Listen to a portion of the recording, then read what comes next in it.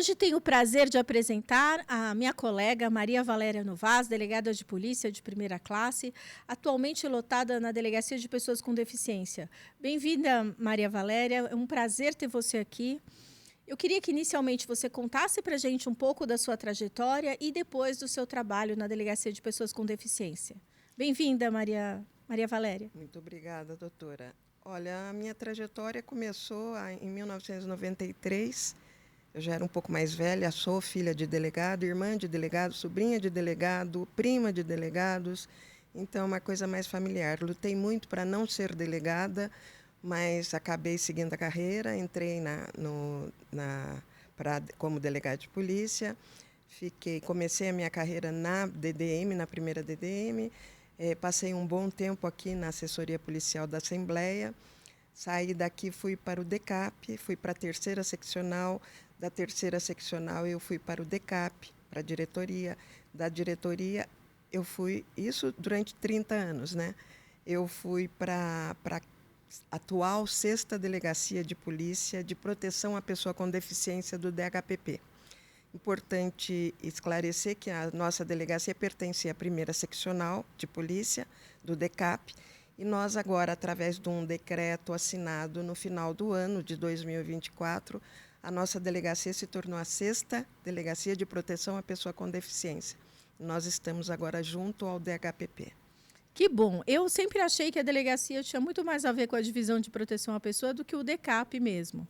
Eu te falei, né, antes nos bastidores, que a gente trabalhou nas tratativas da criação da delegacia, fazia parte de um grupo de trabalho que estava estudando a possibilidade da criação da delegacia, e fico extremamente satisfeita, porque eu acho que a divisão de proteção à pessoa do DHPP, ela encontra no Brasil inteiro um respeito e uma credibilidade que a delegacia de deficiência merece também trabalhar com pessoas de alto nível que a gente tem lá, né?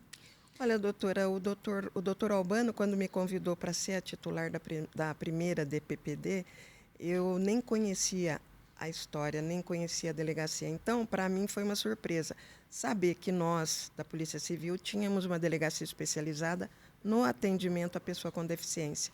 Agora, obviamente, melhorou muito indo para o DHPP. Não tenho do que me queixar do DECAP. Sim. Mas, graças a Deus, sempre tivemos muito apoio dos nossos seccionais, dos diretores. Mas agora, com a doutora Ivalda, está diferente, né? A gente está mais abraçado. Ah, que bom. Eu queria que você contasse para a gente, eu tenho certeza que toda essa sua experiência desses 30 anos veio somar, né, o seu desenvolvimento na Delegacia da Mulher. Eu acho que esse acolhimento à vítima, a gente aprende muito na Delegacia da Mulher, né? Eu queria que você contasse para a gente qual é a estrutura, o que você faz no dia a dia, quais são os seus desafios na Delegacia de Pessoa com Deficiência. Olha, o nosso maior desafio é o atendimento à pessoa com deficiência. A grande vantagem que nós temos é que nós temos uma equipe unida, ou seja, nós somos os policiais, mas nós trabalhamos junto com uma equipe técnica, ou seja, um centro de apoio técnico. Quem mantém? A Secretaria Estadual da Pessoa com Deficiência. Da onde vem?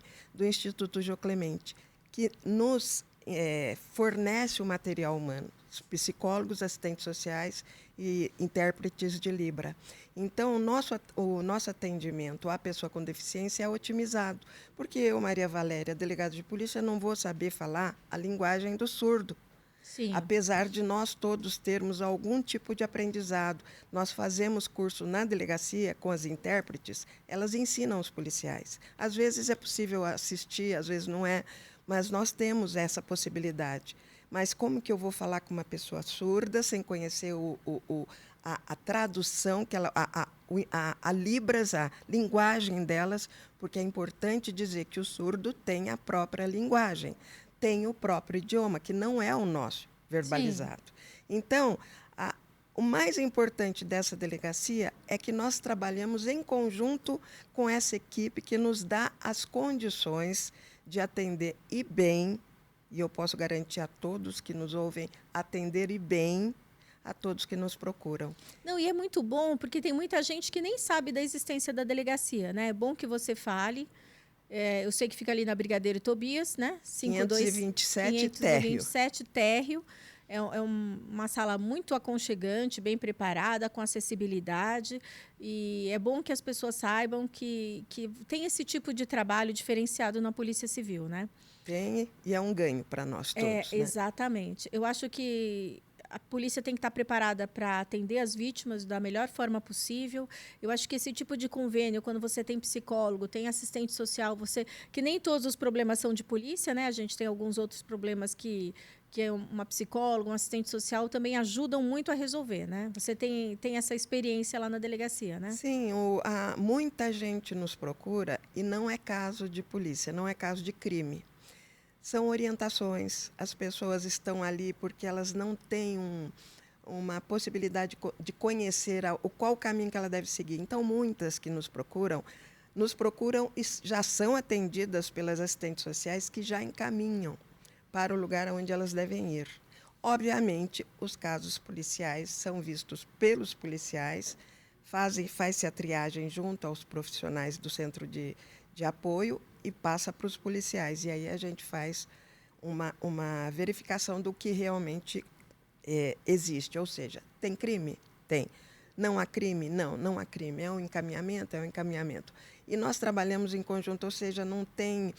É uma parceria que deu muito certo, doutora. É muito bom a gente poder contar com os profissionais do IJC e acredito que com os profissionais que nós temos, os policiais, porque todos que estão lá são extremamente vocacionados.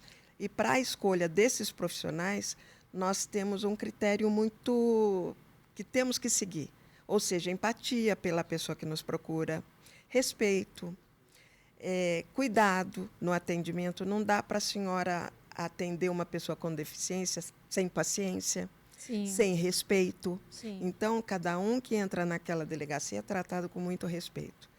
Muito bom.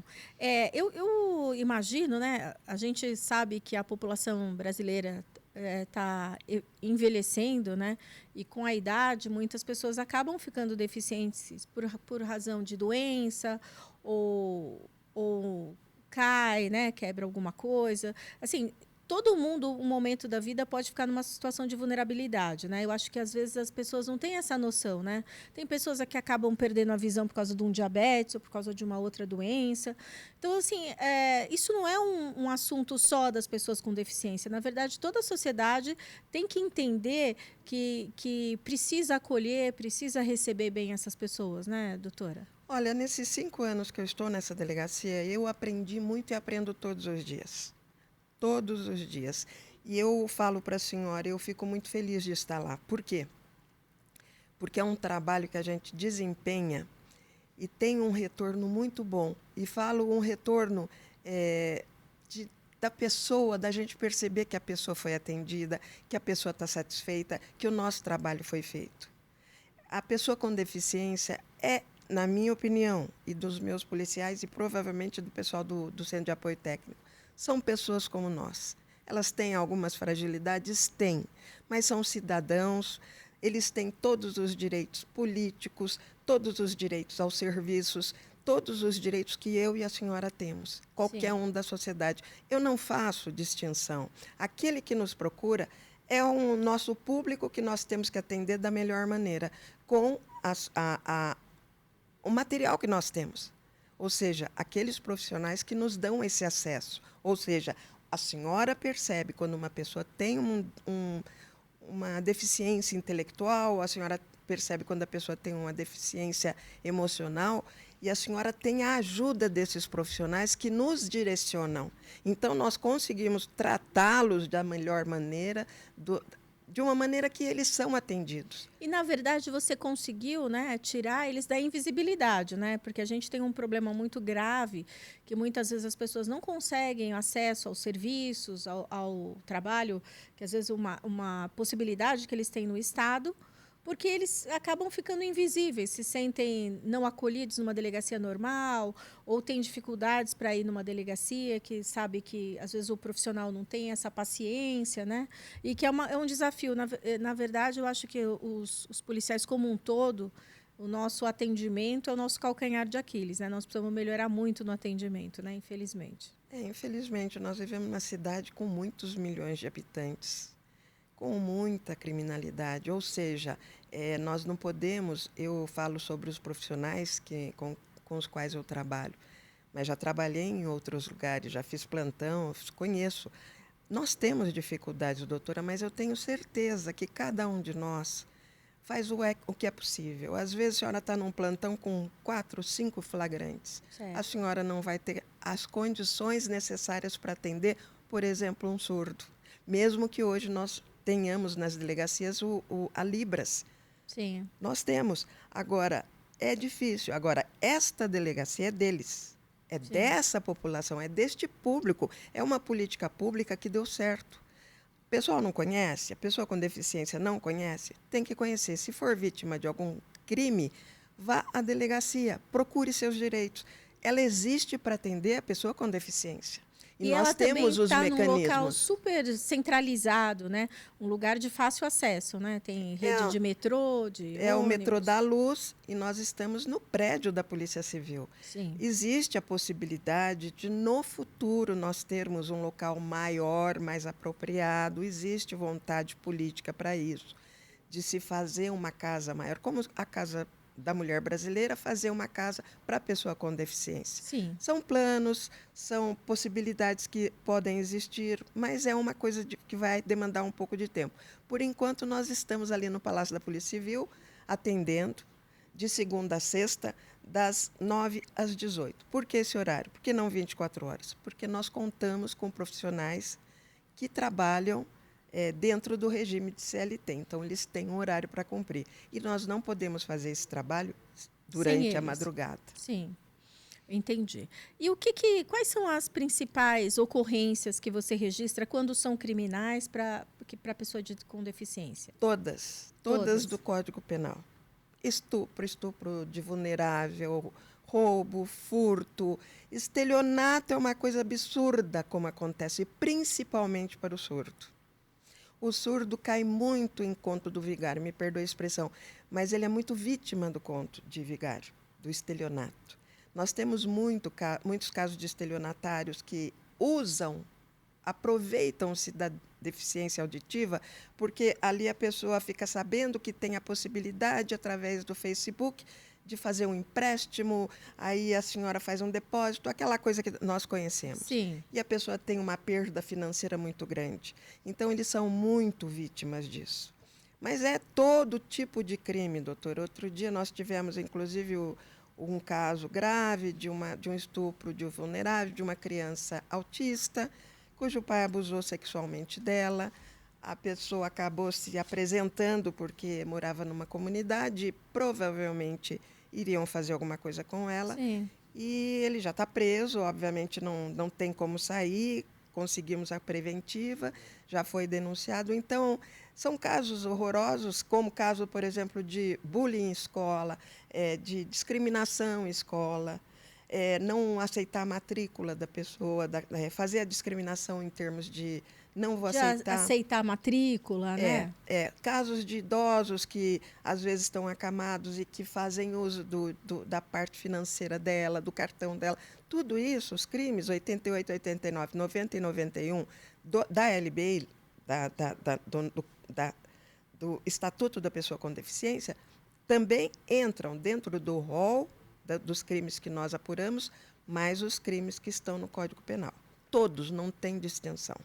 Nossa, então assim, é um grande desafio, né? A gente, às vezes, que tem muita gente que acha que essas coisas é perfumaria, mas a gente que está no dia a dia que sabe o tamanho do problema que as pessoas estão enfrentando, né? Doutora, é muito difícil a senhora ver uma criança autista ser agredida numa escola. É muito triste a senhora ver uma criança com deficiência intelectual que a professora não tem paciência. E a população tem que saber que, dependendo da atitude da pessoa, ela está cometendo um crime. A grande dificuldade que a nossa sociedade tem é que não conhece o crime, não sabe o que é o crime. Não sabe, por exemplo, que a discriminação pode levar a pessoa a 3 a 5 anos de reclusão, não é nem detenção. É importante que você fale isso. Porque praticou... às vezes a pessoa acha que está praticando um ato lícito, né?